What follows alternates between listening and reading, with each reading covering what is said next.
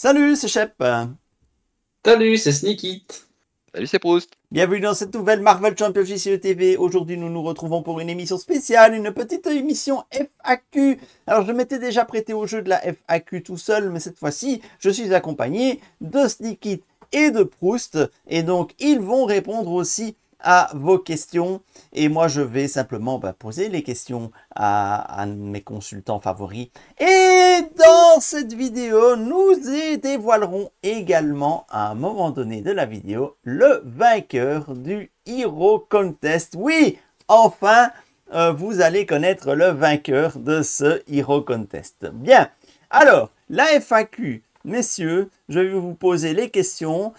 Essayez de ne pas être trop long sur ces réponses parce que on en a eu quelques-unes. Alors, ces gens parlent trop comme on les... je vais les poser dans l'ordre dans lequel elles sont arrivées, donc il n'y a pas forcément de structuration logique dans les questions. Donc c'est parti. Messieurs, si un allié devait sortir en version héros, donc un allié qui n'a pas encore de version héros, lequel voudriez-vous avoir? Sneaky. Ah bah 2 secondes, faut que je réfléchisse. Moi, je dirais Daredevil parce que je sais qu'il sortira un jour. Donc voilà, on en a quand même deux en allié et on l'a pas en héros. Donc c'est quand même en plus celui qui se fait le plus attendre. Absolument. Deux alliés Daredevil. Je pense que si Ouais. Ah oui, le Daredevil vert, mais c'est pas le même, c'est pas le Non, même. non, c'est pas le même. Je pense que c'est pas le même, mais Je pense que si on posait la question à la communauté, c'est sans doute le nom qui reviendrait le plus. Oui. Hein, je pense très clairement. Il y a des chances. Pour ma part, je sais pas. J'aurais été peut-être sur un Spider, le Spider-Man noir, par exemple. Ah oui. Oui, surtout qu'il y a une série qui doit sortir ou qui sortira pas, je sais plus, avec Nicolas Cage. Donc oui, ça va être le sujet. Alors, question suivante, toujours posée par Restline sur YouTube. Quelle est la carte que vous trouvez la plus belle visuellement? Pat a aussi posé cette question sur le Discord. Et messieurs, je me demande si on ne ferait pas une vidéo spéciale sur ce sujet-là. Oui, parce que ça, il faudrait regarder les cartes, parce que des belles, j'en ai en tête, mais la plus belle, c'est quand même compliqué. Voire il y a quand même faire une illustration contest. 500 cartes différentes maintenant, donc... Ouais, donc on fera une vidéo spéciale ou peut-être une série de vidéos spéciales où on va un petit peu passer en revue les plus belles vidéos, les plus belles cartes du jeu esthétiquement. Alors, question suivante. Quel est votre aspect préféré? Oh, moi, c'est vert. Je vais être honnête. Ouais. C'est vert. J'aime tous les aspects, même le rose. Par contre, j'en ai un que j'aime le moins. C'est plutôt comme ça que je devrais le dire, c'est le rouge. Mais sinon, c'est le vert. Moi, ce serait bien le bleu. Pourquoi le bleu? Parce que c'est le plus polyvalent, en fait. C'est celui qui peut s'adapter à toutes les situations. Il n'est pas monomaniaque comme les autres. Et quel est votre archétype favori?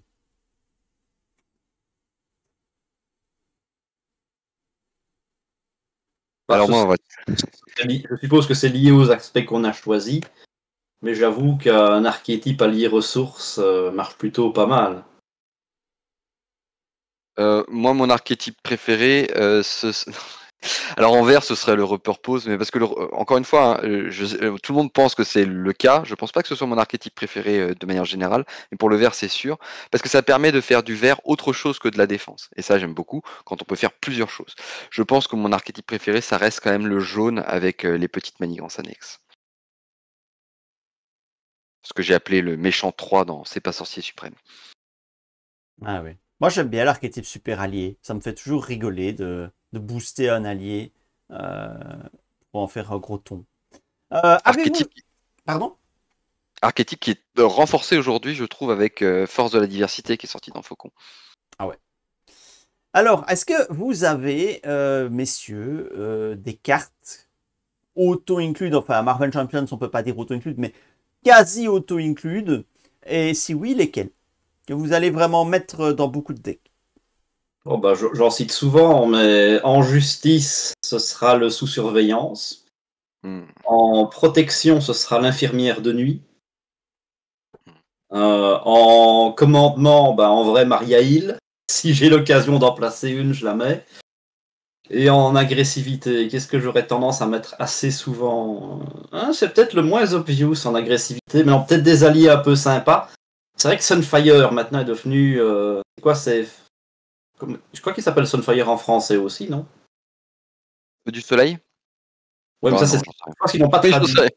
Je sais Mais plus. Mais c'est vraiment un allié qui est très fort, qui est pas cher, qui fait un super bloqueur, qui pète une amélioration, donc c'est très bon à mettre. oui, Tout bah en moi pour plus. pas dire comme Sneakit, je vais faire exprès d'en mettre d'autres, même si celles de Sneakit me plaisent beaucoup. Je pense qu'en jaune, je vais mettre enquêteur chevronné, systématiquement. Et même, je vais vous dire un truc, quand j'ai le choix de mettre une carte d'affinité qui n'est pas mon affinité de base, c'est toujours la carte que je prends. Parce que c'est hyper facile à poser et vous savez que ce sera rentable à un moment. C'est-à-dire qu'il suffit que vous ayez contré 2 manigances pour que ce soit rentable. En vert, ça va être la veste blindée. Parce que pareil, peu importe l'archétype que je choisis, c'est le boost de stats le moins cher du jeu et c'est toujours quand même assez utile. En bleu, ça va être, bah voilà, il a dit Maria Hill, donc moi je vais mettre Make the Call, donc appel de détresse. C'est encore pour aller chercher Maria Hill par exemple. En rouge, ce sera la technique éprouvée. Non pas que ce soit. Parce que technique éprouvée, je pense, c'est la meilleure carte rouge, mais c'est pas la plus facile à poser. Sauf qu'aujourd'hui, je pense que si vous voulez construire en rouge de manière pérenne pour que ça fonctionne, vous êtes presque obligé de mettre cette carte pour vraiment envoyer beaucoup, beaucoup, beaucoup de dégâts pour compenser tout ce que le rouge ne vous permet pas de faire. Ok. Et alors,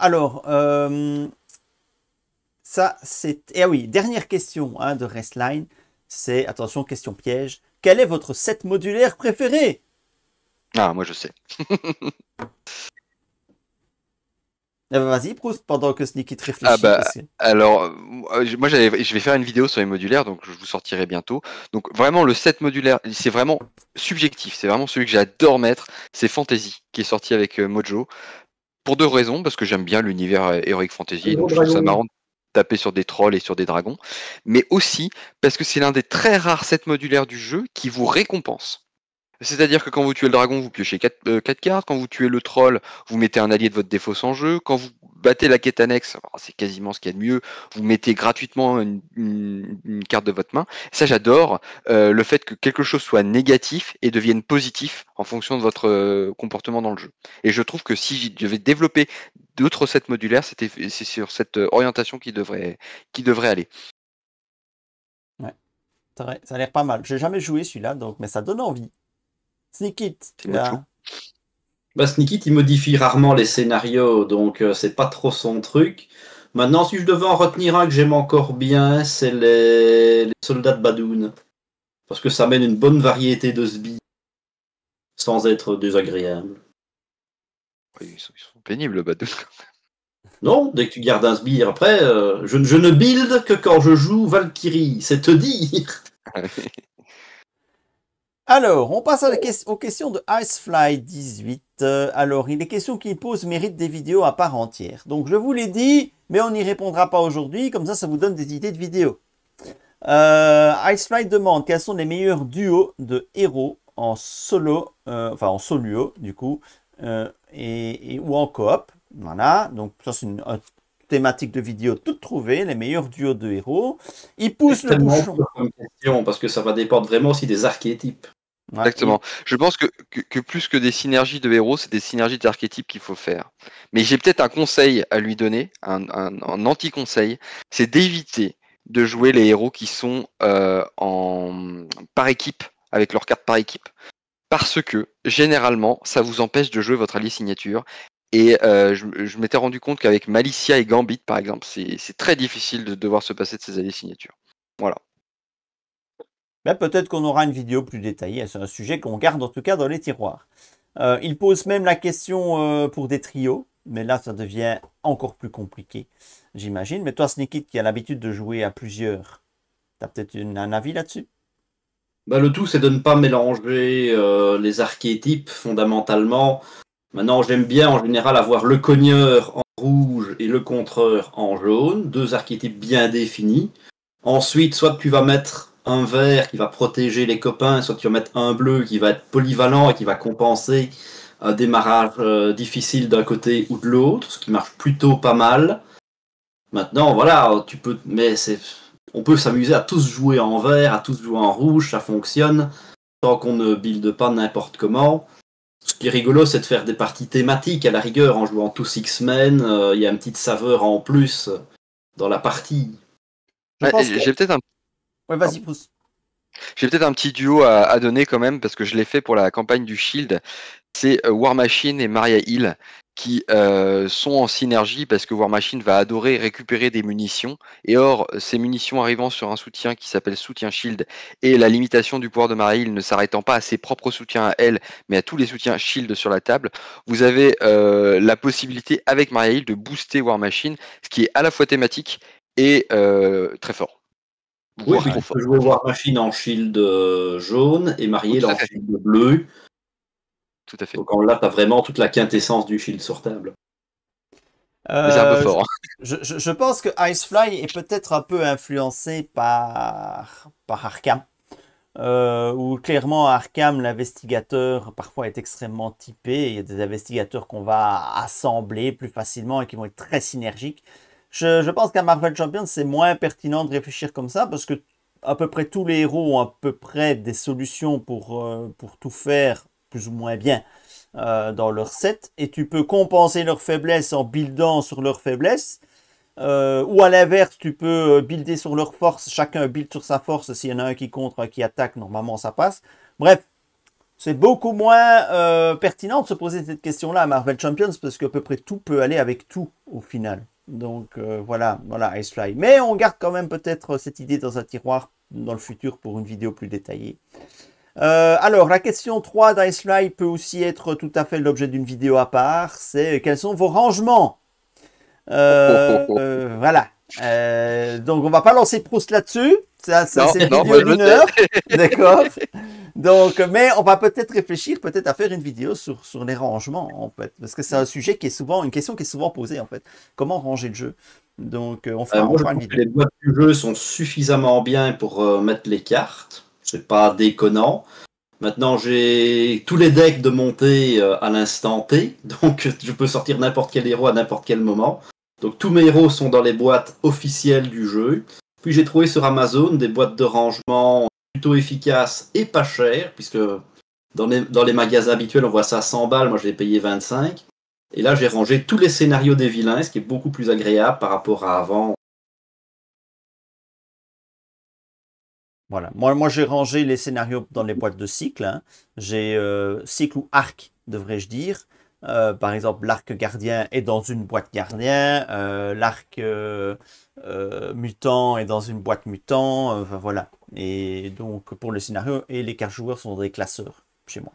Proust, lui, il aura bien besoin d'une vidéo d'une heure pour expliquer en détail tout son rangement et tout son cheminement pour arriver à ce rangement. Parce que je sais que Proust, tu as beaucoup tâtonner dans le rangement pour arriver au rangement ultime.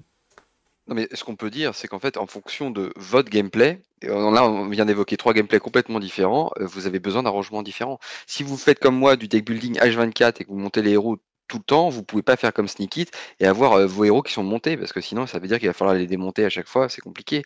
Et tu peux pas non plus avoir un classeur comme ce que tu fais toi, Shep, quoique, il y en a qui peuvent aimer, parce que ça veut dire, à force de les sortir, les rentrer, les sortir, les rentrer, je pense que ton classeur il finit par être abîmé. Mais oui, ça dépend exactement de ton gameplay.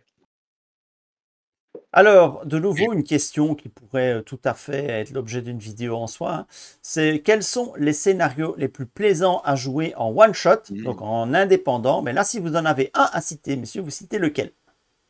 Formule mutagène. Moi, c'est Magneto. Oui, Magneto. Même si le scénario que j'ai le plus joué, c'est Clos, puisque Clos étant le scénario par lequel je commence toujours mes deck building. Un crash test, est-ce qu'on n'est pas un peu lassé au final? Si, sans doute, oui. Non, mais moi, c'est Magneto que je trouve toujours. Il sait toujours te surprendre. Il te donne toujours le sentiment, quand tu le maîtrises, il peut te retourner la partie en 2 cartes rencontre. Et ça, c'est vraiment intéressant. Moi, le seul que je joue en one-shot, parce que j'ai pas le choix, c'est The Hood. The Et j'aime La bien. formule mutagène, Mais qui est bien aussi, hein. bien, hein. Comment, Sneaky? Tu n'as pas le choix non plus pour formule mutagène, c'est aussi un indépendant. Oui, c'est un indépendant aussi, c'est juste. Et il ferait partie de mon top indépendant. C'est vrai. Mais tu vois, The Hood, je l'aime beaucoup, mais il a un énorme problème, c'est qu'il est complètement aléatoire d'une partie sur l'autre. Donc c'est vraiment. Moi, je, Ah oui, moi, c'est je le sûr. trouve trop manipulatoire, en fait. Quand j'ai envie de jouer The Hood, je suis déjà fatigué de sélectionner les sets. Oui, c'est vrai que ça prend de la place en plus. Mais moi, j'aime bien parce que ça me permet d'avoir l'impression de jouer enfin à ces sets modulaires qui prennent la poussière. Moi, j'ai une boîte avec 2 hoods maintenant. Il y a 2 hoods et tous les sets modulaires qui n'entrent pas dans un scénario de campagne. Et donc, quand je me fais un 2 hoods, je choisis les sets parmi tout ça. Et voilà. Et donc, c'est vrai qu'une partie ne ressemble pas à l'autre. Mais voilà, je le fais pas souvent. Mais j'aime encore bien de temps en temps. Comme ça, j'ai Mais une utilisation de sets modulaires. allez, je m'engage à vous sortir cette vidéo avant septembre. Comme ça, vous aurez peut-être une idée de quoi faire de vos sets modulaires et pas forcément à les mettre dans The Hood, qui est une très bonne idée en soi, mais on peut quand même faire beaucoup d'autres choses avec. Ah, je n'en doute pas, monsieur, parce que moi, ça me fait chier de faire d'autres choses avec. Donc, la solution de Hood me convient très bien. Mais tu as des trucs qui marchent bien. Tant que tu joues un Spider, bah, tu peux mettre le set modulaire avec les anti-Spider dedans. Par contre, les mettre quand tu joues un X-Men a peu d'intérêt, parce qu'ils ont des pouvoirs qui ne proceront même pas. Puis un modulaire qui est sorti dans la dernière boîte qui te fait très mal pour toutes les cartes Shield qui sont posées sur la table. Bah ouais, mais si tu joues pas Shield, en fait, ce set modulaire, il sert à rien. Tu vois, Ouais, c'est ça. Il y en a qui sont certes très bien, mais que tu dois utiliser avec intelligence. Tu le mets au hasard. Alors, une dernière question de Icefly18. Moi, j'y avais déjà répondu dans la vidéo FAQ. C'est à votre tour. Quelle est l'origine de vos pseudos? Moi, c'est facile. C'est un seigneur de guerre Scavens. Ah, tu sais que J'ai pris ça pour pseudo de WoW à l'époque, donc ça monte maintenant à 15 ans. Mon pote m'avait dit, je jouerai pas avec toi si t'as un pseudo débile. Donc je lui ai dit, on va prendre un truc qui est rigolo et qui correspond un peu pas mal. Ça donnait ça et c'est devenu mon pseudo officiel. je pensais que c'était le bruit que font les griffes de Wolverine quand elles sortent. Parce que Non, ça c'est il fait tout court. Ouais, non, mais je me suis demandé si ça venait pas de là. Non, non, pas du tout. Non, bah moi, ça vient aussi de WoW. C'est marrant. C'était à l'époque que j'avais fait un nain chasseur et je jouais avec mon pote qui avait un nain paladin. Et c'était Proust et Flaubert. Et parce qu'on était les poètes. Et on trouvait rigolo d'associer des nains avec des poètes. Voilà. Surtout que le mien, ça fait presque Prout. Donc c'est vraiment très très rigolo. Ah, mais Mais ça, je on l'ai l'a gardé. fait la blague, hein, Prout. Je l'ai gardé et il n'y a pas un seul personnage de jeu vidéo ou même pseudo sur les réseaux sociaux qui ne s'appelle pas Proust que j'utilise. Voilà. Ah, bah Donc si vous me voilà. croisez ailleurs, Alors, maintenant, on passe à la question de NecoFlash. NecoFlash, il vous posait une question à vous aussi, messieurs. C'est quel est votre héros préféré, que ce soit en termes de gameplay ou de plaisir de jeu. Et il a dit que Proust ne répond pas à cette question parce que tout le monde sait que c'est Ironheart. Voilà. Alors, ok, voilà. donc, Sneakit, c'est qui ton héros préféré? Wow, c'est difficile parce qu'il y en a beaucoup que j'aime bien. Ouais, peut-être bien Venom. Ah oui. Moi aussi, J'aime beaucoup en fait le côté anti-héros, le côté puissant. Il est très polyvalent, il y a plein de choses qui marchent bien avec lui. C'est surtout que Merlin m'a appris que Flash Thompson, donc anti-Venom, est en fait le bully qui martyrise Peter Parker. Moi, j'avais jamais fait le lien. Pour moi, je savais pas qu'il venait du même univers du tout. Ah non, tu n'as pas le lien, toi non plus? C'est Oui, Merlin qui m'a expliqué. je vois bien l'idée, ouais. C'est Merlin qui m'a appris ça l'autre jour. Mais Comme j'aime quoi. l'univers Spider-Man, c'est aussi pour ça. Si je devais choisir mon univers préféré chez Marvel, ce serait Spider-Man. moi, héros, je crois que j'avais pas répondu à cette question dans les FAQ, le héros préféré, je pense. Si je devais en citer, bah, j'ai pas vraiment de héros préféré, mais j'ai été marqué par Captain Marvel dans la boîte de base, par Miss Marvel dans le premier cycle, plus récemment Cable, Wolverine, j'ai adoré, mais Cable en particulier, très très sympa. Mais je ne saurais pas dire un que j'ai envie de ressortir en particulier. Ah si, Moi- peut-être Spider-Woman, parce qu'elle permet de builder en 2 couleurs, et ça c'est cool. Il faut quand même le dire que dans ce jeu, il y a plutôt des héros qu'on n'aime pas jouer. Enfin, si on devait se restreindre, ce serait plutôt des héros qu'on n'aime pas jouer que des héros qu'on aime jouer, ce qui montre que le jeu est assez réussi. Parce que finalement, il y a surtout des héros réussis et quelques héros ratés. Et ça, c'est quand même assez plaisant. Mais raté selon qui? Parce que tu me dis, Oui, en un héros plus. que j'aime jouer, mais en vrai, j'aime jouer Hulk. Oui, voilà, en Ouais, moi plus. aussi. C'est un défi, mais je prends Ouais, je suis- plus de plaisir à jouer Hulk qu'un Nick Fury, tu vois? Peut-être pas moi. Hmm. Mais tu vois, je suis en train de travailler Valkyrie en ce moment sans dire que je prends un plaisir de dingue, je trouve ça quand même rigolo, tu vois. Donc même Valkyrie peut être rigolote. Ouais, absolument. Donc voilà. Alors, qu'est-ce qu'il y a d'autre comme... Oui, bah, la question, l'autre question qui va avec, c'est quel est votre vilain préféré? Bah, du coup, j'ai répondu. Magneto. Bah oui, c'est vrai, notre vilain, c'est lié au scénario qu'on aime bien. Maintenant, si on devait citer peut-être un vilain pour peut-être moins pour la mécanique du scénario, mais plus pour le vilain en lui-même à ce moment-là, peut-être. Ouais, Bah, dans ce cas, vas-y. ce serait Apocalypse, que je trouve assez impressionnant et pour avoir lu les comics qui sont derrière, c'est un personnage très intéressant. Ouais, moi, ce serait peut-être bien Thanos. Alors, question de Frédéric Cabert.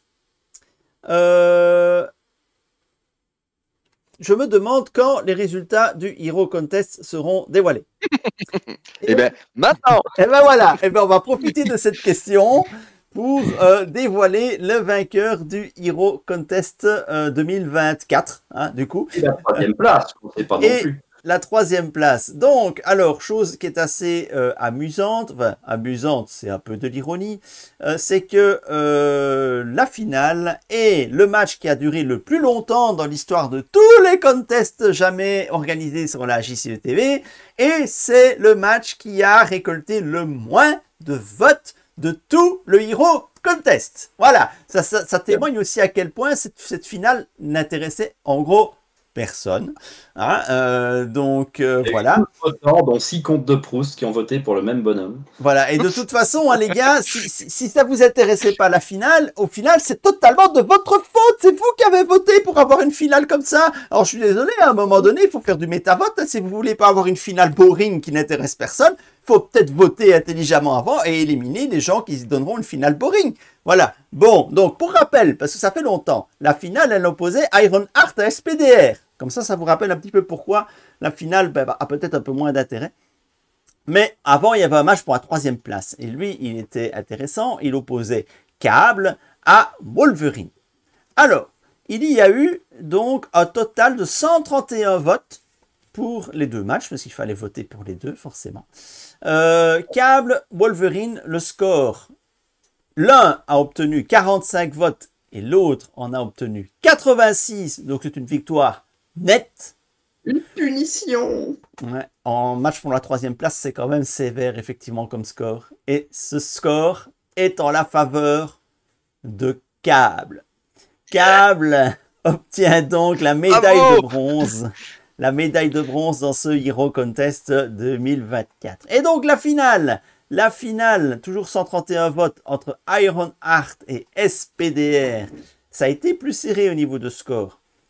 57-74, c'est le score. Donc il y a eu quand même un peu match.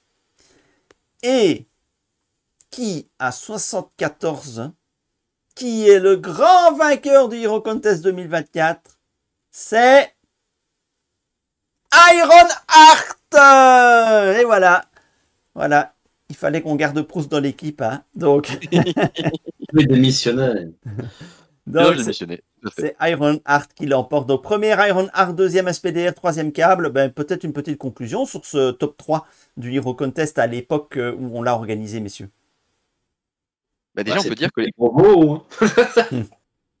on peut dire que les 4 héros sont des héros que Shep n'a pas encore joué en rétro gaming. Donc ce qui montre que le jeu progresse, puisque finalement il est encore plus sympathique. Mais je dirais même que la finale, elle oppose 2 héros du même cycle qui sont sortis à quelques mois d'intervalle. Donc ça, c'est vraiment très intéressant et c'est ce qui t'attend juste après la purge que tu es en train de subir avec Valkyrie. Ouais, voilà. J'ai hâte. Ouais, Même si la campagne est un peu chiante à gérer, mais bon. Valkyrie, il a encore Vision oui, aussi. il a Vision, ouais, et il va avoir une grosse boîte. Non, il a déjà fait. Non, il a déjà fait la grosse boîte. Non, et non, puis c'est la ça. prochaine grosse boîte, je sais plus qui est dedans. Ben, c'est Miles Morales et je sais plus qui. Ouais, Ouais, C'est et ça. c'est la boîte d'Iron Heart et de SPDR, c'est ça. puisque les champions et les Web Warriors sont sortis ensemble. Voilà, et donc il y aura bien Avec sûr Morales, un... tu te régales. Oui, pardon, Sikit. Rien qu'avec Miles Morales, tu vas te régaler, ce qui est vraiment très chouette aussi. Ouais. Ouais, ils sont tous bien, hein. Franchement, Et donc Pour moi, c'est voilà, le meilleur cycle, mais je suis pas forcément objectif. ceci clôture le Hero Contest 2024. Alors je vais pas essayer de me trouver d'excuses, hein. On est resté plus de 6 mois, 8 mois je crois, avant de donner le résultat de cette finale. Oui, on avait des projets pour cette finale, de faire une partie à 3 joueurs avec les 3 du podium, mais j'avoue que je me suis opposé à cette idée parce que jouer à 3, la perspective de jouer à 3 en plus sur un écran, j'ai pas envie en fait. Et donc voilà, on a débattu longtemps et non, je ne jouerai pas cette partie à 3 parce que j'ai absolument pas envie de jouer à 3 à ce jeu. C'est une purge totale pour moi de jouer à 3 à ce jeu.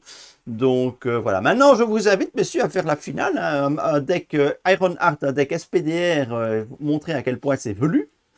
Et même si ce sont 2 demoiselles à la base. Et Sinon, on a aussi pas jouer avec Portinou. comment? Sinon, on peut aussi jouer avec Portinou. Ah ouais, avec Portinou, bah là ça va devenir la boucherie totale, hein. Jouer Non. Ronan en mode héroïque 3. Hein. Oui, alors pour être honnête, le problème des SPDR et d'Iron Heart, c'est qu'elles sont un peu slow play au départ, hein, donc Ah oui, c'est pas forcément une synergie. Bah, tu vois, on parlait de synergie tout à l'heure, c'est pas forcément une synergie extraordinaire. Oui, mais Parce pareil qu'elles pour câble. À 3 câbles, il peut pas enlever de manigance par tour tout seul. Hein. En plus, tout à fait. Car il est moins fort dès qu'on est nombreux. Et Mais donc pourquoi pas, hein, moi. il y aura un prochain Hero Contest, une formule un peu différente hein, pour varier. Hein. On va peut-être faire autre chose que des duels pour la prochaine fois, mais chut, nous verrons bien. Alors, on va passer aux questions suivantes. Hein. Alors, ça c'est une question super intéressante de Pat sur Discord. Quelles ont été les plus belles évolutions du jeu depuis sa sortie?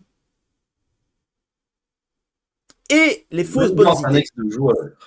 Mais donc, on va Oui, c'est commencer vrai. par les plus belles évolutions. Sneak it. Pour moi, c'est les manigances annexes de joueurs. Oui, Ça mais n'est alors, vraiment une mécanique en plus. C'est devenu des cartes que je mets partout. Il y a le côté multi et communautaire que moi j'apprécie dans ce jeu-là. 100% bon. je suis assez d'accord, mais je pense qu'encore plus important, ça a été les changements sur la défense, avec la 1.4 qui te permettait de défendre sans forcément t'incliner avec des événements de défense. Ça a complètement sauvé le vert qui était quasiment injouable, et même toutes les cartes défense de manière générale. Et aujourd'hui encore, c'est souvent les cartes que je cherche en priorité quand il y a un nouveau héros qui sort. Les cartes de défense, pour voir comment je vais faire pour éviter de prendre des dégâts. Parce que quand on joue des scénarios un peu tendus, dans des niveaux de difficulté élevés, le contrôle de dégâts, c'est quand même ce qui t'inquiète le plus. Ouais. Moi, si je devais en Mais je citer suis une, je dirais aussi les manigances annexes de joueurs. Ouais. Ça change quand même bien le gameplay. Et les fausses bonnes idées alors? Valkyrie. Ouais, mais C'est Valkyrie, pas une ils ont évolution, corrigé. ça. J'aurais bien dit la Civil War, mais c'est pas encore sorti. C'est quand même une très fausse bonne idée.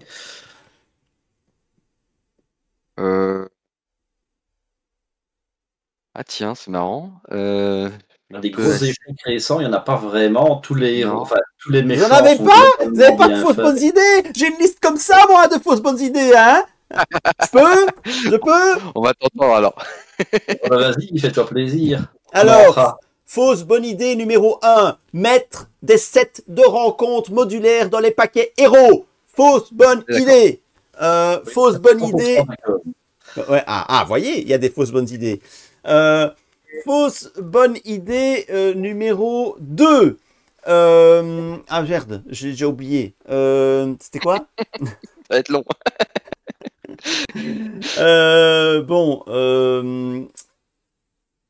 Les dernières campagnes. Hein. La dernière campagne, cette histoire de Cluedo, machin, là, c'est une idée pas possible. Alors là, je ne veux pas te laisser dire ça. Vous pouvez pas râler parce qu'il y a trop de cartes campagne et trop de cartes de setup, et râler aussi quand ils ne mettent pas de cartes de setup et qu'ils te disent que tout est inclus dans les scénarios. Bien sûr que si, on peut.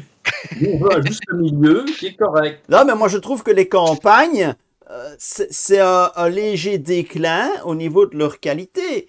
Il y a des mécaniques qui sont des fausses bonnes idées dans ces campagnes. Je trouve que c'est un peu lourdingue.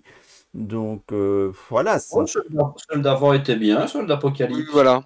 Moi, je suis pas d'accord avec toi. C'est-à-dire que je pense que la dernière est en effet un peu faiblarde. Hein. Ça, je pense que beaucoup de gens le pensent. Mais par exemple, Apocalypse, sans être la meilleure, était une très très bonne campagne.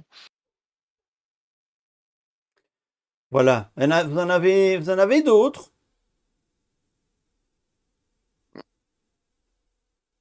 Ah, vous ne m'aidez pas à gagner du temps, hein.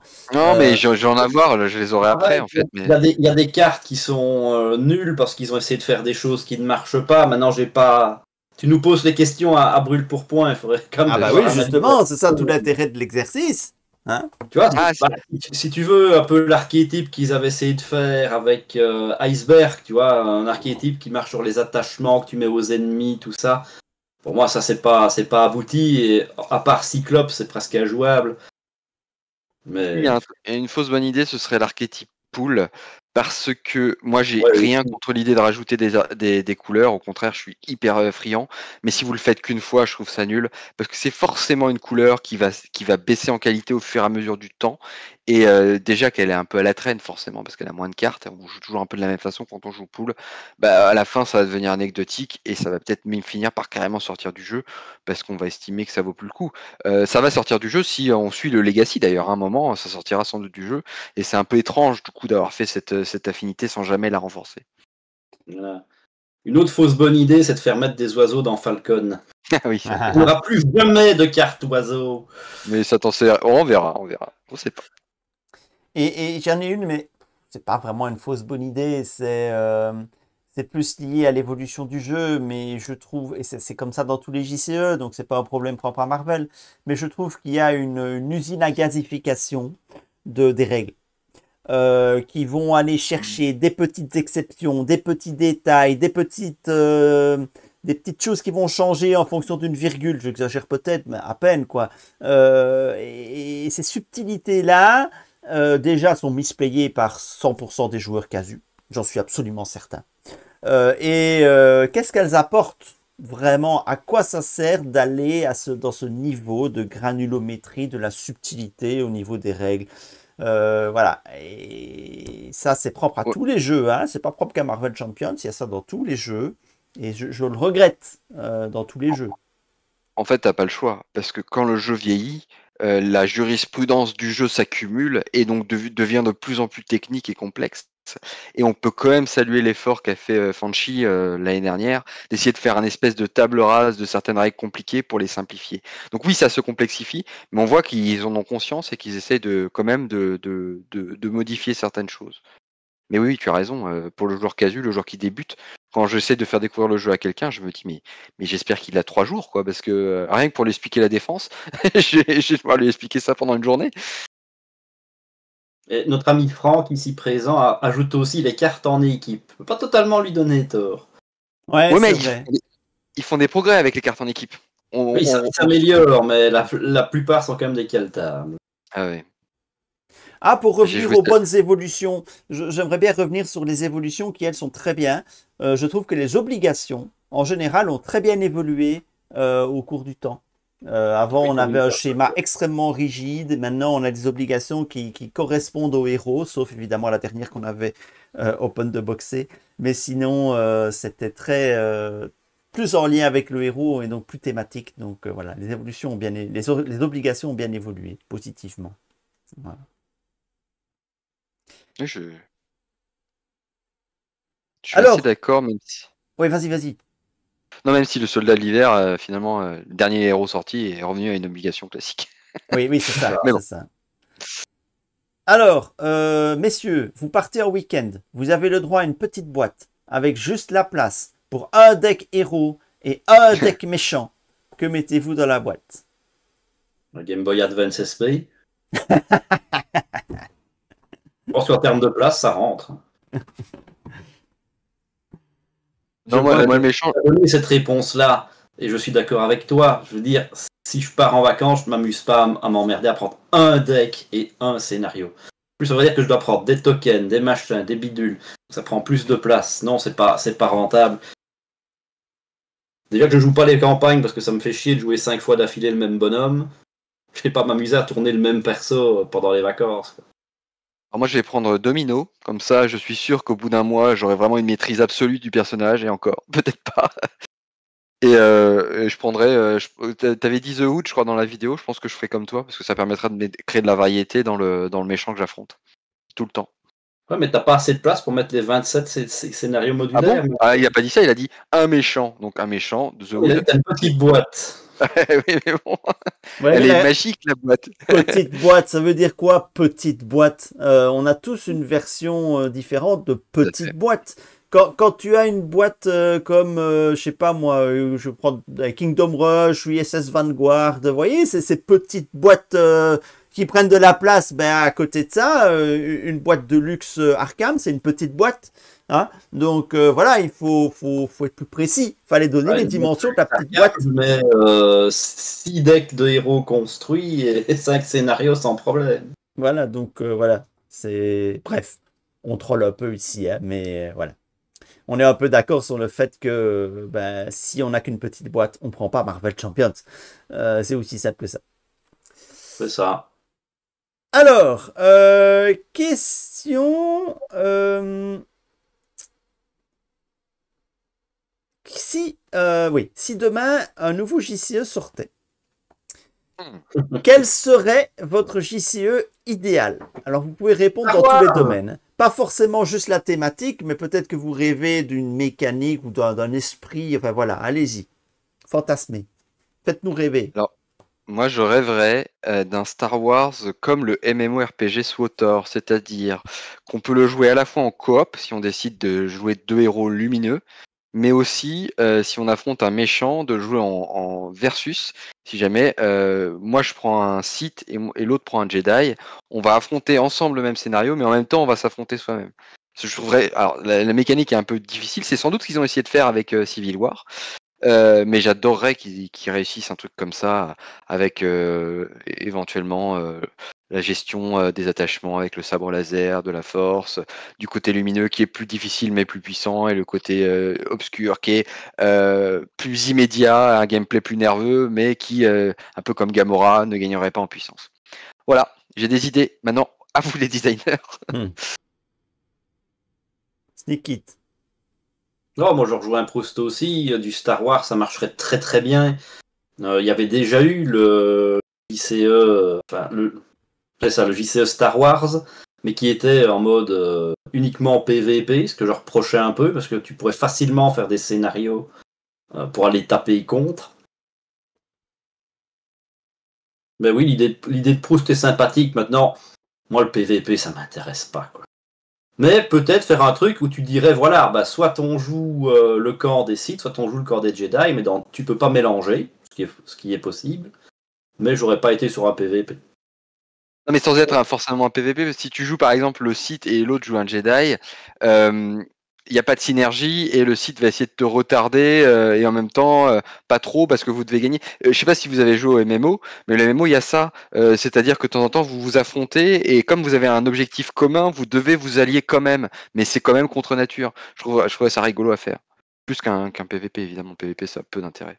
Et puis ça existe déjà et vous avez qu'un jouer à SWU là, c'est bon. Vous l'avez votre PVP en jeu de cartes. C'était une question de Bismarck. Alors, une question d'un certain Proust.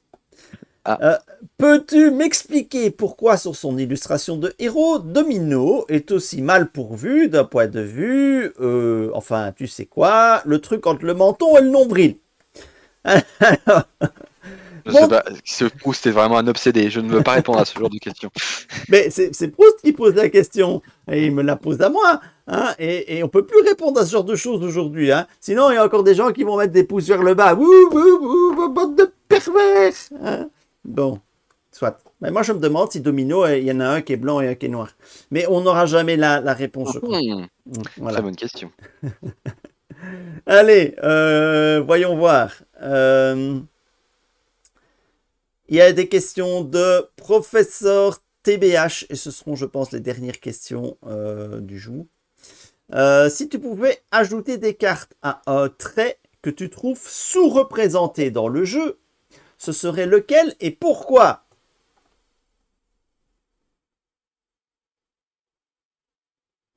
Et par des traits sous-représentés, il y en a, rien qu'en Ouais. Android, par exemple. Mais est-ce que j'ai envie de rajouter des cartes à ce trait-là? Ça, c'est quand même paradoxal, parce qu'il n'y a qu'un perso qui en profite. Moi, Je je trouve que renforce. Gardien mériterait d'avoir des nouvelles cartes pour donner envie de ressortir les personnages qui ont... pour moi, c'est ceux qui ont le plus mal vieilli. Oui, sauf que les gardiens peuvent encore sortir de nouveaux personnages et donc du coup être renforcés. Si tu devais renforcer les personnages qui risquent malheureusement de ne plus être renforcés par la suite, moi j'irais vers le trait Gamma et le trait peut-être Asgard, qui Mais le sont problème, Gamma n'a jamais eu une seule carte, donc là c'est quand même paradoxal. Alors si, si, tu n'as pas vu le Thunderbolt homme radioactif. Oui, c'est un méchant. Je te parle de... Le trait Gamma existe, mais il n'y a pas une seule carte joueur Gamma. Donc pour moi, ça ne rentre même pas en ligne de compte. Oui, oui. Mais Maintenant, Asgard, ce serait possible avec Loki. Maintenant, c'est pareil, les traits qui sont beaucoup Oui, c'est trop vrai, oui. spécifiques à un seul personnage, ça m'intéresse moins, tu vois, parce que tu me sors une super carte où il est marqué réservé à Missu, bah ça va me faire chier. Pour la même raison que la carte Captain America est réservée à 2 personnages. Alors, Moi, ce qui m'intéresse, c'est les cartes qui sont où je vais dire, tiens, je vais pouvoir la mettre dans ça deck. oui, mais regarde, l'Android Vision n'a aucun intérêt à être renforcé puisque le personnage de Vision est un personnage puissant. Sans être extrêmement fort, il est quand même fort. Or, si tu cibles Asgard et Gamma, tu vas pouvoir renforcer des persos qui sont un peu à la traîne. C'est surtout ça l'idée, en fait, c'est que l'occasion fait de la roue, en fait, d'une certaine façon. Les deux Gamma, C'est-à-dire que Thor est à la traîne, alors je ne suis absolument pas d'accord avec ça, Thor est très fort. ouais, bon, pareil, moi, non, mais en plus, c'est vrai que je trouve... des 4 que j'ai cités, c'est le plus fort. Ça, c'est sûr. Et aujourd'hui, je le sors, oui, je le sors un peu plus haut que ce que je voudrais, mais n'empêche que, voilà, Valkyrie, c'est quand même triste d'avoir Valkyrie, d'avoir Hulk surtout qui traîne. Mais leur problème, c'est que c'est pas... Le problème de Hulk et de Valkyrie, c'est que tu devrais sortir une règle ou sortir des cartes pour remplacer Ah ouais, leurs cartes de héros.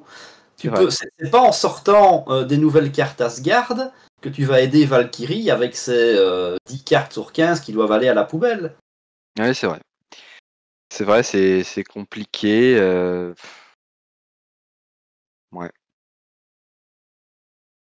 Tu pourrais mettre un attachement gamma, votre pouvoir de héros ne fonctionne plus. Oui.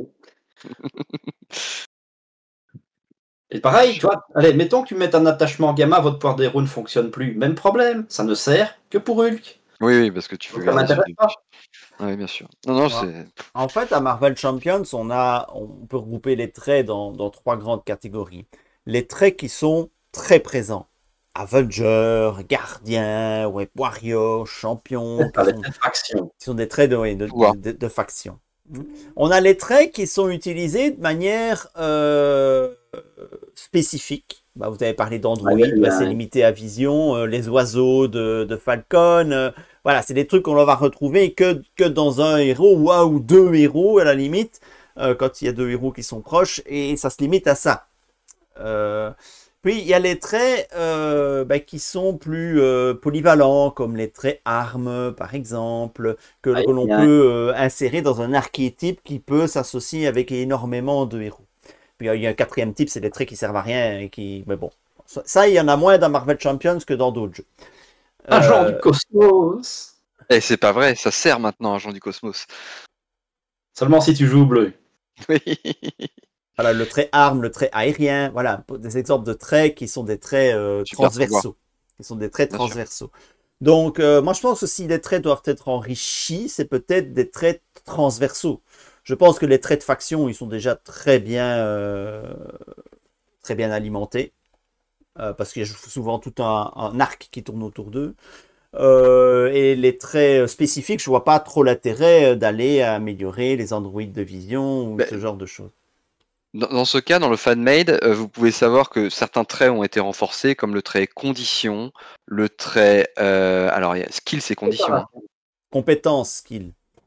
Alors, le trait skill aussi a été renforcé, compétences, donc avec des cartes qui vont te chercher spécifiquement les conditions, les compétences. Le trait tactique aussi, qui peut être utilisé aujourd'hui dans Cyclope, mais qui pourrait faire appel à pas mal de cartes. Ouais, il y a plein de choses à faire qui ont été pensées déjà dans FanMail, et c'est pas du tout exclu que ça sorte aujourd'hui aussi avec d'autres héros. Et donc, dernière question, non des moindres, toujours par professeur TBH. Si FFG nous écoutait, Envoyez-nous des cartes. qu'est-ce qu'ils devraient changer dans leur façon de gérer Marvel Champions en prenant en compte nos connaissances sur le modèle économique des LCG? Ouf. Vaste question. Oui, Vaste alors, question. surtout que moi, d'un point de vue, je vais dire des trucs que je devrais pas dire, mais d'un point de vue économique, moi je ne paye pas mes cartes, hein, donc c'est un peu facile pour moi de dire que tout me va bien. Vu que ça me coûte 0, tout ce que je paye en fait aujourd'hui c'est les boîtes, les sleeves et puis c'est tout. Voilà, j'ai un copain qui travaille à Asmodée et qui Oui, qui me mais les il a parle du gratos. modèle économique en général, de la façon dont le modèle économique des jeux de cartes évolutifs fonctionne. Donc on sait très bien que la nouvelle distribution des JCE découle d'un modèle économique qui n'était plus adapté. À l'époque d'Arkham ou du Seigneur des Anneaux, ça sortait par cycle, une de luxe, 6 petits paquets, et très vite, c'était impossible pour les boutiques de pouvoir proposer un assortiment complet de ces produits, des produits qui sont de plus en plus difficiles à réimprimer parce que les créneaux dans les imprimeries sont de plus en plus limités, et donc pour FFG, c'était plus possible de proposer une gamme de produits. Et donc, ils ont proposé un changement dans leur modèle. Ce changement dans le modèle s'est traduit pour Le Seigneur des Anneaux, l'édition révisée. Pour Arkham, une réédition des cycles, mais dans un format 2 boîtes, une boîte investigateur, une boîte campagne. Fini donc de multiplier, au lieu de 7 boîtes par cycle, on n'a plus que 2 boîtes par cycle. Marvel Champions n'a pas suivi cette fois-là. Marvel Champions a son propre modèle qui continue de conserver ces petites boîtes, ces petits paquets héros, et d'associer ça à des grosses boîtes de campagne. Et donc, moi, je trouve que le modèle est bon en fait, parce que tu as tous les méchants, donc ce qu'on pourrait appeler les scénarios dans une seule boîte, sans devoir te dire, pour finir ma campagne, je vais devoir attendre 3 mois et ça va me faire chier. Or, la bonne idée, c'est de faire vraiment les petits paquets en indépendant, avec un bon rythme de sortie, ce qui fait qu'on a toujours un peu de quoi se mettre sous la dent. Mais ça aurait été pour moi une très mauvaise idée de forcer les gens à acheter un cycle avec 6 bonhommes dedans, en disant moi j'ai pas envie de jouer lui, j'ai pas envie de jouer lui. Alors pour nous collectionneurs, évidemment qu'on veut tout, donc on nous sortirait une boîte avec 6 gentils, on prendrait les 6 gentils. Mais l'avantage ici, c'est qu'il y a pas mal de gens, notamment sur la chaîne, qui sont comme ça, qui vont acheter uniquement un paquet parce que le héros leur plaît, parce que la mécanique leur plaît, ou parce qu'il y a vraiment des très bonnes cartes pour le héros favori. je suis parfaitement d'accord avec toi, Sneakit. Je trouve le modèle Marvel Champions extrêmement bien meilleur que les modèles anciens, parce que ce qu'il faut vous dire, c'est que dans les modèles anciens, quand on découpait en 6 paquets aventures, tu étais obligé d'avoir les 6 au final. Il t'en manquait un, tu pouvais pas jouer la campagne dans Arkham, par exemple. Au Seigneur des Anneaux, c'était pire. Au Seigneur des Anneaux, c'était pas grave. Tu loupais un scénario. C'était pas grave. Et quelques cartes joueurs. Mais Arkham, c'était vraiment catastrophique. Ce modèle était une catastrophe. Donc, ils l'ont changé. Dans Marvel Champions, effectivement, tu prends ce que tu veux. Et c'est un peu l'intérêt des choses. Maintenant, ça a un revers de la médaille, c'est qu'ils ont été obligés au bout d'un moment d'introduire cette rotation, ce format legacy qui va arriver, pour ne pas devoir réimprimer trop de trucs en même temps. Parce que vu le nombre de paquets héros qui sont sortis, on en a combien de paquets héros? On ne doit pas être loin de 50, voire plus. C'est plus possible de nouveau d'avoir un assortiment complet pour une boutique. Et c'est plus possible de maintenir un stock pour 50 produits différents. Imaginez, c'est de la logistique. Donc c'est extrêmement compliqué. Donc ils se sont retrouvés contraints aussi de sortir ce système legacy pour se dire, voilà, on ne réimprimera plus certains trucs. Et il faut considérer Marvel Champions comme un jeu où voilà, tu le consommes en direct. C'est un peu comme les jeux de cartes à collectionner. Les jeux de cartes à collectionner fonctionnent comme ça depuis 30 ans. Tu as un set qui sort, tu sais que tu auras ces cartes-là que pendant 6 mois, et puis c'est terminé, tu n'en trouveras plus jamais. Donc voilà, il faut assumer ça. Mais c'est vrai que quand on vient du JCE d'il y a 20 ans ou 15 ans, c'était pas du tout comme ça que c'était l'esprit. L'esprit JCE, il y a 15 ans, c'était tout le monde a toute la collection. Et c'est plus ça aujourd'hui. Voilà.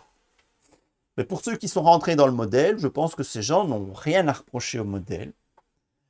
Et aujourd'hui, est-ce que je demanderais à FFG de changer quelque chose au modèle? Moi, j'en demanderais un truc. Vas-y. Un truc qui leur apporterait de l'argent, mais qui est sans doute impossible, mais où moi et Sneaky, on serait des gros acheteurs, je pense. Je pense que s'ils pouvaient vendre des cartes à l'unité, ils auraient un moyen assez efficace de faire de l'argent parce que beaucoup de joueurs velus s'achèteront énormément de cartes pour doubler les cartes sous pression, pour construire leur deck et permettrait aux nouveaux joueurs qui n'ont pas forcément les moyens d'aller chercher le Captain America qui n'est plus réimprimé, mais qui auraient peut-être accès à certaines cartes d'affinité dont ils ont cruellement besoin. Mais je pense que c'est tellement compliqué à organiser d'un point de vue impression que je vois pas comment ce serait possible. Mais ça permettrait, à mon avis, que tous les joueurs velus comme moi achèteront 2, 3, voire 4 fois les héros. Et si leur objectif c'est de revendre leur collection une nouvelle fois, ce serait assez efficace. En tout cas dans les premiers temps. Ça, on est à ta pack. Tu vois, là, plutôt que de dire on va essayer de mettre des cartes gamma qui vont renforcer Hulk, tu me sors un paquet complètement trucoïde où il y a 4 cartes pour Hulk pour changer ses cartes de base, 4 pour Captain Marvel, une carte pour Iron Man, 3 cartes joueurs, une carte de Cosmo revisitée parce qu'ils ont changé les règles de Cosmo. Moi, je prends. Mais oui, c'est vrai. Pareil, un bordel logistique monumental, ne serait-ce que pour choisir ce qu'on met dans le paquet. Mais moi, je serais client pour ça. Voire même, pourquoi pas, attention, une boîte spéciale où on va te mettre, pour chaque héros sorti, 5 nouvelles cartes de héros que tu peux, ou pas, modifier les 15 cartes originelles. Ouais, dans le Funman, ça s'appelle le multiverse. En effet, ils sortent des kits à 20 cartes et tu peux choisir dans ton kit de 15 cartes de moduler parmi les 20 cartes. Mais oui, tout ça, c'est des bonnes idées. Villain Theory, qui était un YouTuber assez connu, avait fait pareil, des questions. Qu'est-ce que vous voulez? Qu'est-ce que vous souhaitez? Et c'était le premier truc qui était arrivé. C'était un pack avec tous les erratums, des nouvelles cartes en équipe, quelques cartes d'affinité spécifiques, exactement ce que tu as décrit en fait. Et en effet, c'était le choix numéro 1 qui était arrivé dans son sondage et la première chose qui était demandée par les joueurs. Et ça, oui, c'est fort. Maintenant, c'est vrai que s'ils te sortent un paquet et qu'ils l'éditent en 2000 exemplaires comme ils ont l'habitude de le faire, tous les joueurs comme nous vont l'acheter, ça c'est sûr. Maintenant, vos deux idées, alors moi je suis un fan aussi, donc j'aimerais aussi avoir ce genre de contenu, mais je vais jouer un peu l'avocat du diable et peut-être expliquer pourquoi ce genre de choses n'apparaissent pas et qu'on n'est pas prêt de les voir apparaître. Pour la vente de cartes à l'unité, malheureusement, ça nécessite beaucoup trop de... déjà, il faut stockage, il faut un service qui te prépare tes colis. Ça demande une logistique de malade. FFG n'a pas les moyens. La vente de cartes à l'unité, c'est réservé aux très très grosses structures qui brassent bien plus d'argent que Marvel Champions. Et encore, est-ce que Wizards of the Coast fait de la carte à l'unité? Non. Ce sont des boutiques tierces qui font de la carte à l'unité. Wizards of the Coast tolère la vente de cartes à l'unité, mais c'est pas eux qui l'organisent. Donc, dans des gros jeux comme Magic ou Pokémon, ce genre de choses, oui, c'est envisageable la carte parce que il y a une valeur aussi dans ces cartes. C'est les cartes chères qui permettent de faire rentrer la thune. Ne soyons pas naïfs. On a Altered qui développe ce système de cartes à l'unité. Je ne sais pas ce que ça donne parce que je ne pratique pas. Donc si vous avez des avis là-dessus, mettez-le en commentaire. Et on a Ashes Ascendancy, donc, qui est une réédition du jeu de cartes Ashes. C'est une espèce de JCE aussi quand on y pense. Qui a décidé de mettre en place ce système de vente à l'unité. Donc, d'impression sur demande. Donc, ça, c'est intéressant. Je me demande aussi, pour le moment, ce n'est pas encore en place, mais c'est le projet, quand le Kickstarter sera livré. Et là, je serais vraiment curieux d'avoir des retours sur ce système-là, parce que si HS peut le faire, pourquoi pas FFG? Et là, ce sera vraiment très, très intéressant. Donc, je vais essayer de suivre cette histoire, parce que si un jeu comme HS peut développer un système d'impression à la demande, pourquoi pas FFG? Même si HE imprimera des packs à la demande, n'imprimera pas des cartes à l'unité. Mais c'est des packs individuels, quoi, de 40, 60 cartes, je ne sais pas trop combien il y en a, mais c'est pas beaucoup. Donc ça, c'est le premier point pour la vente à l'unité. Malheureusement, je crois que ça coûterait bien trop cher en ressources pour pouvoir se permettre de le développer. Ou alors, il faudrait que quelqu'un d'externe développe ça. Mais à mon avis, c'est pas rentable. Hein, je voudrais créer ma petite boîte de cartes à l'unité. Il faudrait déjà que j'achète des boîtes dans tous les sens. Et j'ai plein de cartes que je ne revendrai jamais. Donc, voilà. Ça, c'est une première chose. Et la deuxième chose, la deuxième idée, c'était Sneakit qui disait, tu disais quoi encore? Oh là là, j'ai des problèmes de mémoire.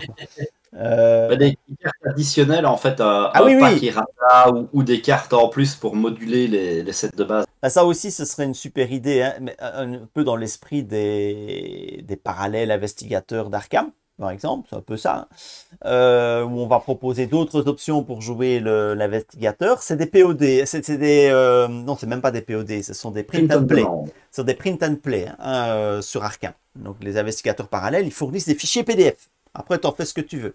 Hein, et déjà, ça, ce serait bien. Ils proposent ça pour Marvel Champions. On se fait qu'un fichier PDF et puis on se démerde pour l'imprimer. Mais de nouveau, un pack additionnel, ça ne fonctionnera pas parce que ça va concerner une fraction d'une fraction de leur public cible. Pourquoi? Parce qu'un héros donné, il n'y a qu'une fraction des joueurs qui vont l'acheter. Parce que tout le monde ne va pas acheter le héros. Parce que c'est le propre de Marvel Champions de choisir les héros qu'on veut. Et tu fais un pack additionnel sur un produit qui n'aura été vendu qu'à une fraction de ton public. Donc, ce ne sera pas rentable.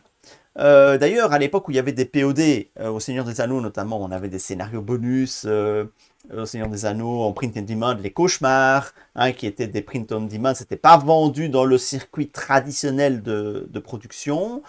FFG disait très clairement que il faisait aucun bénéfice dessus. C'était vendu à prix coûtant, c'était pour les fans, et il n'y avait aucune espèce de bénéfice dessus. Comme les effectifs et les ressources ont été réduites depuis cette époque chez FFG, restructuration, bazar, eh ben, il y a encore moins de chances de voir un jour apparaître ce genre de truc. Peut-être en PDF, mais en tout cas certainement pas commercialisé. Voilà.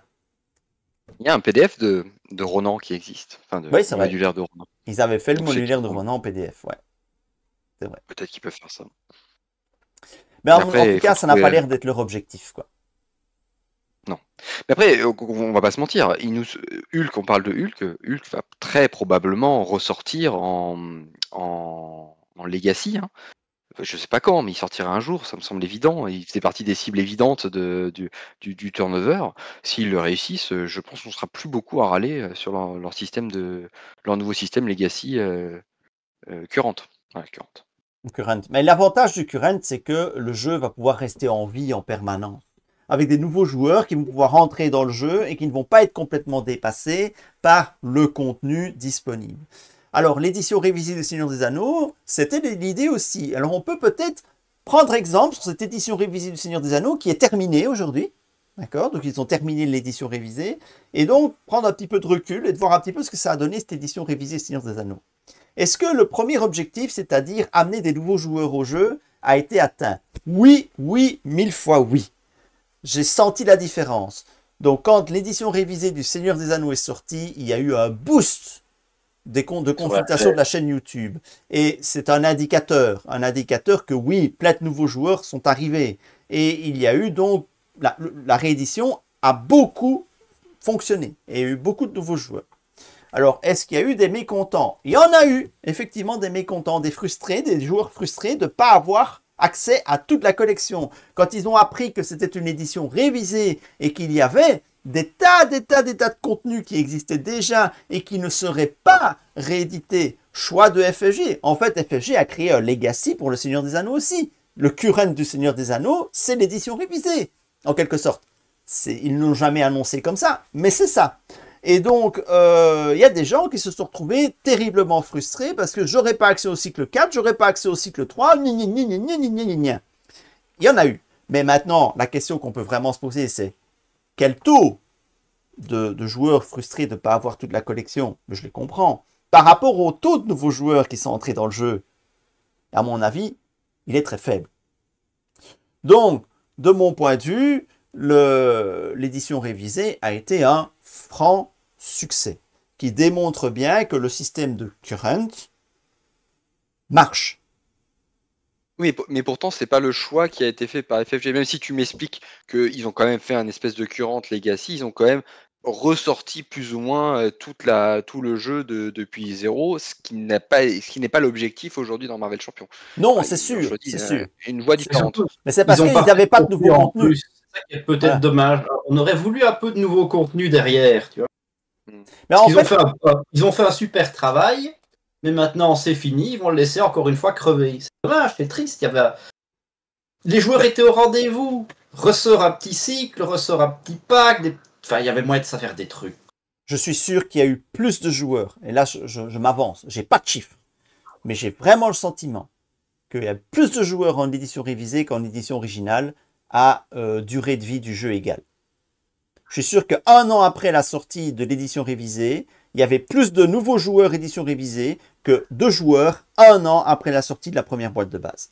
Parce que le public a évolué, parce que le jeu expert s'est popularisé, et parce que le jeu de cartes aussi s'est beaucoup popularisé. Et donc, vraiment, cette édition révisée a reboosté complètement le jeu. Et c'est vrai qu'il n'y a plus de nouveaux contenus, mais ça bien avant que l'édition révisée ne sorte, on n'avait plus de nouveaux contenus. Ça faisait longtemps que le jeu il était mort. Ça fait combien? 5 ans maintenant qu'il n'y a plus de nouveaux contenus pour Seigneur des Anneaux. Mais ça prouve que le jeu a pu revivre parce que on a un nouveau public qui est arrivé, une nouvelle génération de joueurs. Et donc, la question qui reste à voir, à répondre, c'est est-ce que un jeu dont le nouveau contenu s'est arrêté va continuer à être vendu? Parce que c'était l'idée, FFG avait annoncé ça. Un evergreen, quelque chose qui sera toujours en vente. Et c'est le but pour Arkham et c'est le but pour Marvel Champions. Quelque chose qui sera toujours en vente. Ou bien est-ce que ça va s'éteindre parce que pas de nouveau contenu?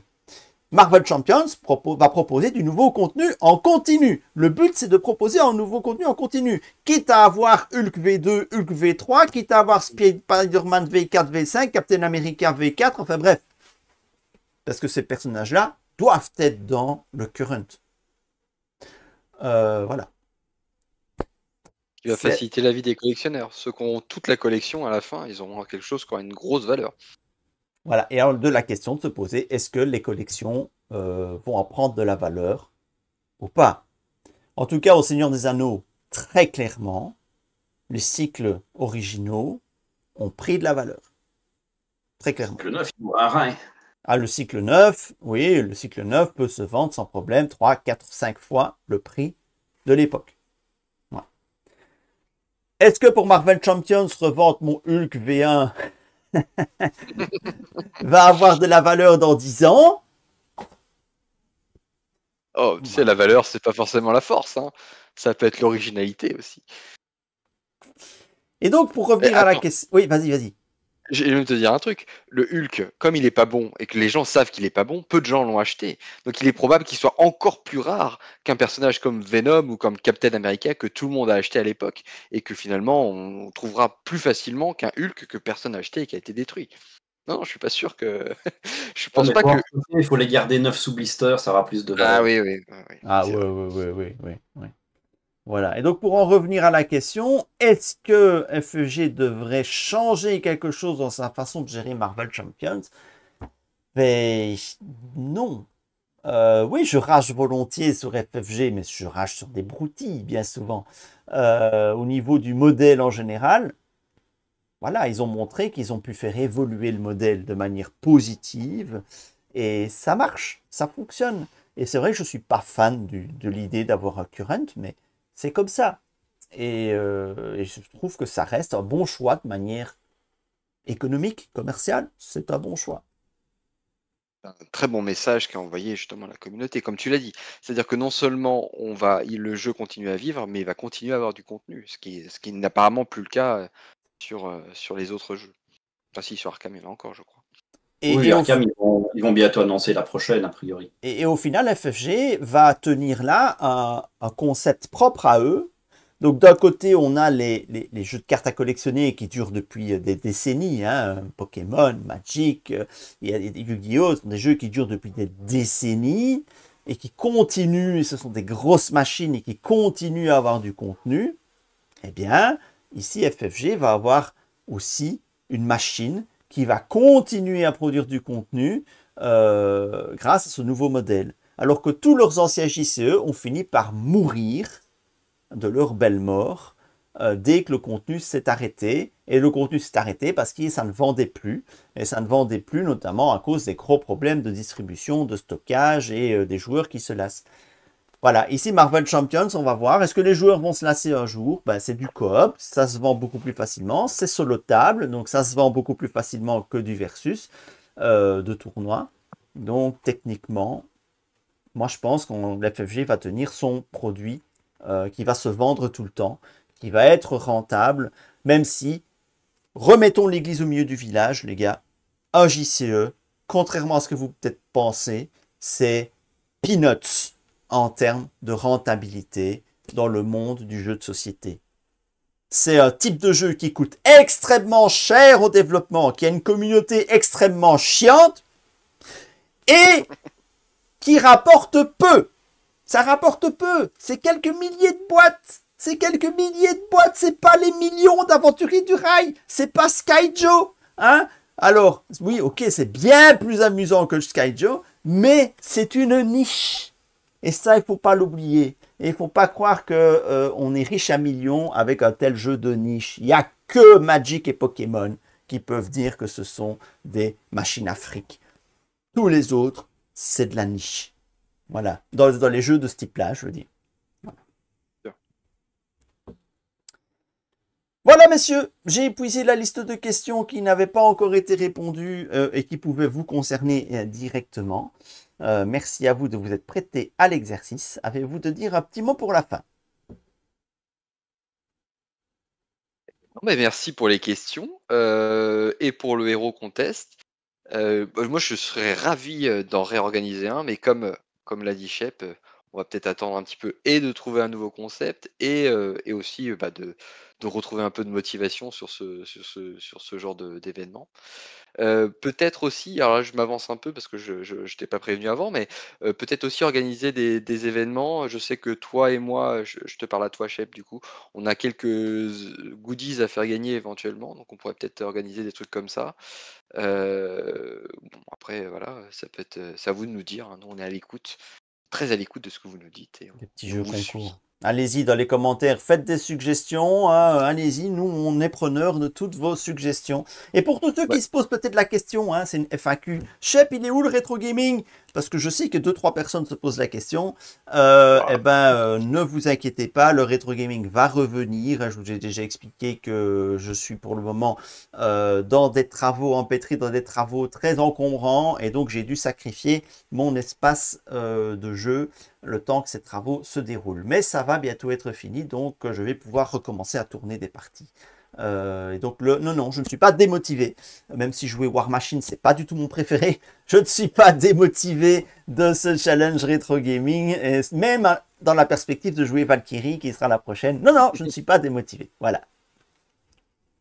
L'avantage, c'est que Valkyrie, ça va pas durer longtemps. C'est ça. Voilà. Eh bien, merci messieurs, nous allons prendre congé. Merci à vous de votre fidélité depuis toutes ces années. La chaîne fonctionne très très bien et c'est grâce à vous. Et donc, nous comptons sur vous pour continuer à mettre des petits pouces levés, à vous abonner si vous n'êtes pas encore abonné. Et si vous aimez discuter avec nous, le Discord des JCE TV est dans un lien dans la description de la vidéo. À très très bientôt. Salut, salut. Salut! Ciao!